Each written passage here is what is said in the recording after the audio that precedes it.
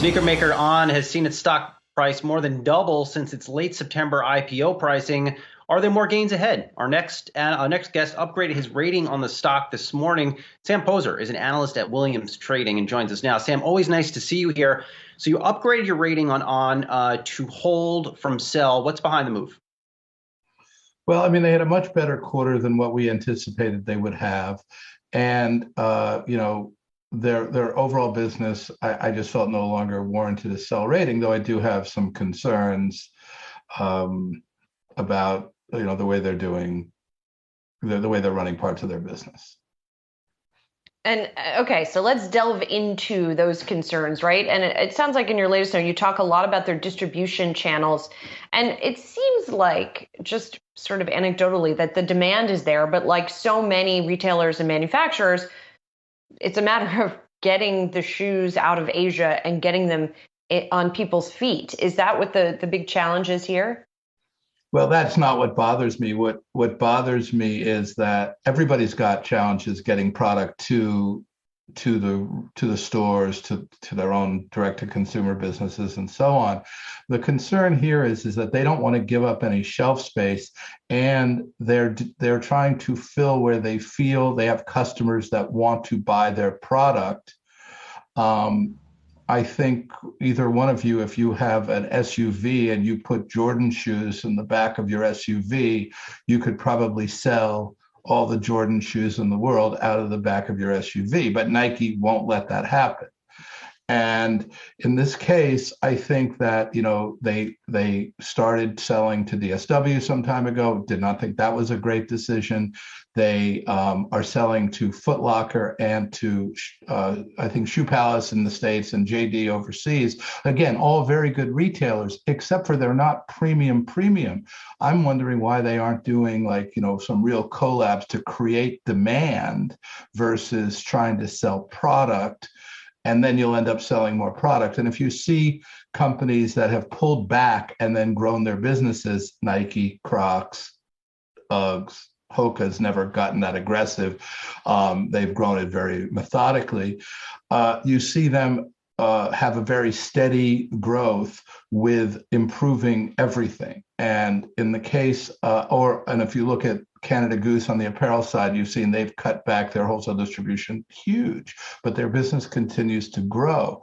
And they have 8,100 doors, and they feel they don't want to give up shelf space. But giving up shelf space doesn't reduce demand. Arguably, it increases it, and they should be able to drive their business to what is most accretive to the brand, which will then lead to what sells, drive sales and margins over the long term.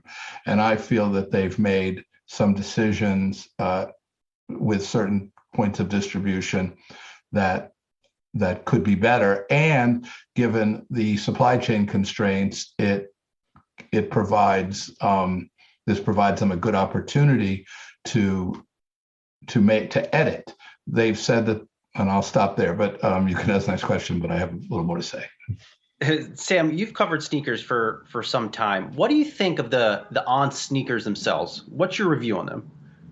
I mean, the sneakers are very good. They're very nice. I don't judge. I mean, look, I think the sneakers are good. I also think that part of the reason that On is doing as well as it is, let's say if you compare it to Crocs some years ago, is because you would wear I don't know how many pairs you would wear On before you'd wear Crocs. So investors on Wall Street go, well, I like that shoe, I would wear that, which I think flavors investment decisions.